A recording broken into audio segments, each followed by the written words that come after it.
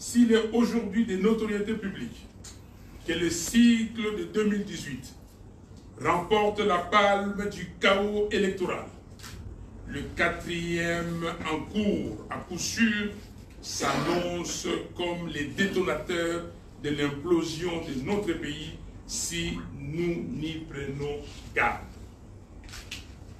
Mesdames et messieurs, nous ne pouvons pas continuer de faire toujours la même chose et s'attendre à un résultat différent. C'est la folie. En effet, depuis plusieurs mois maintenant, nous n'avons eu de cesse à faire comprendre au pouvoir en place, ainsi qu'à l'opinion nationale et internationale, que le processus électoral en cours était mal engagé et qu'il fallait un consensus autour des règles du jeu et des principes devant nous conduire aux élections de décembre 2023 pour corriger les erreurs du passé. D'aucuns pensaient qu'avec toutes les interpellations et contestations qui ont émaillé sa mise en place, la Commission électorale nationale indépendante, CENI, pouvait surprendre positivement en cherchant à organiser les élections en toute impartialité.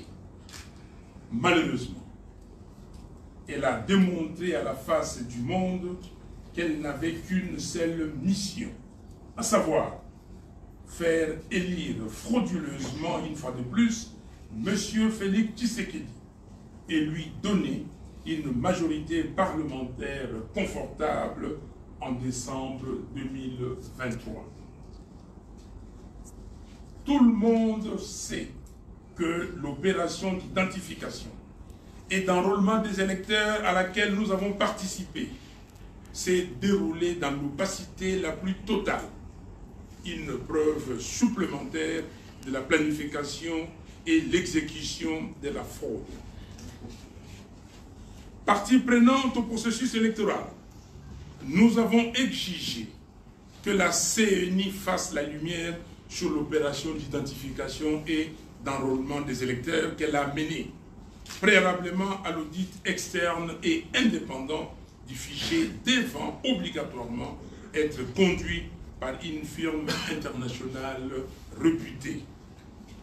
La seule réponse que nous avons reçue, c'est la détermination du pouvoir en place à opérer un passage en force envers et contre tout. Aujourd'hui, à l'instar de la loi organique portant organisation et fonctionnement de la CENI, la loi électorale, la nomination irrégulière des juges de la Cour constitutionnelle, la désignation des animateurs des organes de la CENI, le passage en force s'est confirmé avec l'adoption par un Parlement godillot de la loi sur la répartition des sièges basée sur un fichier électoral corrompu. Comme l'affirme la Commission africaine pour la supervision des élections, CAS, je cite, « Il est de notoriété publique que des personnalités de l'Union sacrée de la nation, majorité présidentielle, ont clandestinement reçu des kits d'enrôlement de la CENI pour gonfler les statistiques de leurs circonscriptions électorales d'attache en faveur du candidat du pouvoir, pendant que plusieurs autres entités et provinces ont été sciemment pénalisées. » Fin des citations.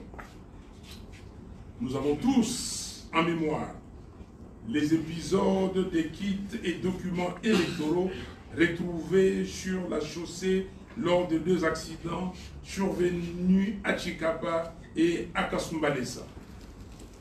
Jusqu'aujourd'hui, la CENI n'a toujours pas révélé les résultats des enquêtes annoncées et le pouvoir judiciaire n'a donné aucune suite à cette forfaiture. Cela veut tout simplement dire que le nombre de 43 955 181 électeurs donné par la CNI est totalement faux, car il y a dans ces chiffres des millions de fictifs, c'est-à-dire des noms fabriqués, des personnes décédées, des mineurs et autres personnes qui ne peuvent pas être électeurs. C'est la raison pour laquelle M. Kadima et son équipe ont refusé l'audit du fichier par un organisme indépendant, craignant la mise à nu de la supercherie. Personne n'a oublié les plus de 10 millions de fictifs de 2018, révélés par l'audit de l'OIF, dont 6 701 659 de sans empreintes digitales et 2 422 286 n'ayant pas la totalité d'empreintes, les restes étant des mineurs, des policiers et des militaires. Dans ces conditions, il est clair que nous ne pouvons pas accompagner M. Tshisekedi Félix dans une nouvelle imposture, et aucune personne censée ne peut accepter les fichiers électoraux tels que confectionnés par le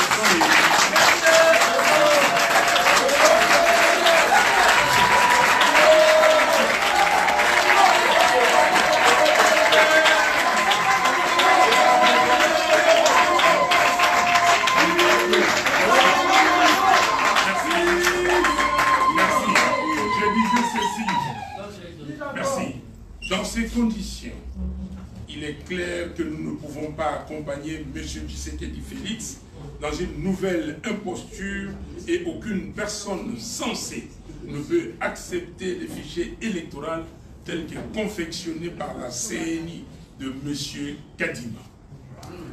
Dans le même élan, nous ne pouvons pas non plus nous compromettre en nous associant comme complices dans une funeste entreprise visant le bradage de la souveraineté de notre peuple.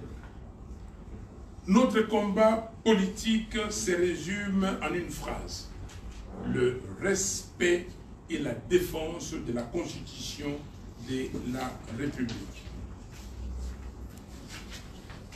Lors du dialogue intercongolais de Sun City, les forces vives de la nation ont convenu de mettre en place un nouvel ordre politique fondé sur l'actuelle constitution démocratique, sur base de laquelle le peuple congolais puisse choisir souverainement ses dirigeants au terme des élections libres, pluralistes, démocratiques, transparentes et crédibles. C'est cela le fondement de la vérité des urnes. Les résultats proclamés des élections doivent être conformes à ce que les électeurs ont décidé au moment du vote. Et dans un tel ordre politique, il n'y a pas de place pour un deal, une tricherie ou un compromis à l'africaine. C'est pourquoi les électeurs doivent être des citoyens congolais, bien identifiés lors d'un processus transparent d'enrôlement, devant produire un fichier électoral fiable. La fiabilité du fichier ne se décrète pas. Elle est attestée par un organisme externe compétent et indépendant après un audit sérieux. Congolaises et Congolais, la vie est faite de choix et de décisions. Aussi, faut-il savoir dire non quand il le faut. Aujourd'hui, au regard de la gravité de la situation, nous disons non à une parodie. C'est que la vie est faite de choix et de décisions. Aussi faut-il savoir dire non quand il le faut. Aujourd'hui, Au regard de la gravité de la situation, nous disons non à une parodie électorale. Oui, Monsieur Félix Tshisekedi. Monsieur Félix Tshisekedi veut à tout prix obtenir un autre mandat frauduleux afin de changer la Constitution en rallongeant le mandat du président de la République à 7 ans. Ainsi, il pourra rester le plus longtemps possible au pouvoir pour parachever le projet de balkanisation de notre pays, diviser les Congolais par le tribalisme, pérenniser la corruption et braquer les ressources du pays. Non, nous ne pouvons pas les laisser réaliser ces macabres projets.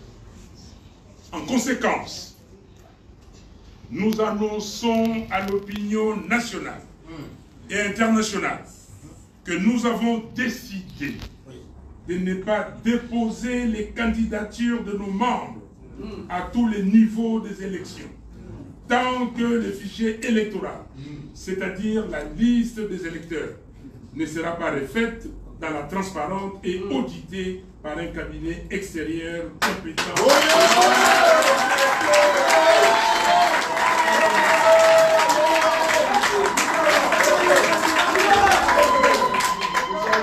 Nous continuons d'exiger des élections crédibles, c'est-à-dire transparentes, impartiales, inclusives et apaisées, conformément à la Constitution de la République.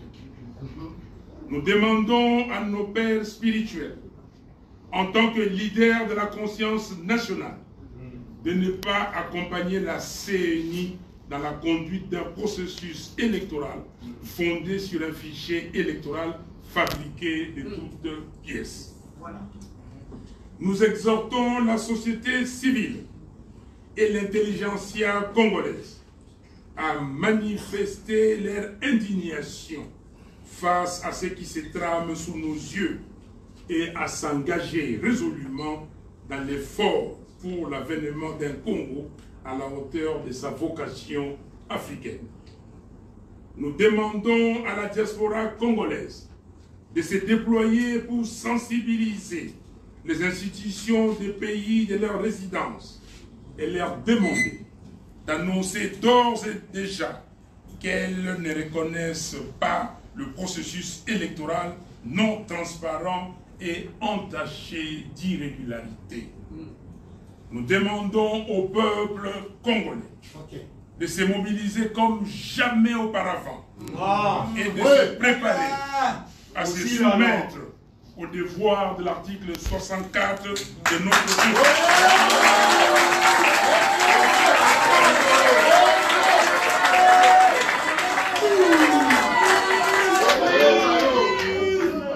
Nous demandons au peuple congolais de se mobiliser comme jamais auparavant et de se préparer à se soumettre au devoir de l'article 64 de notre Constitution.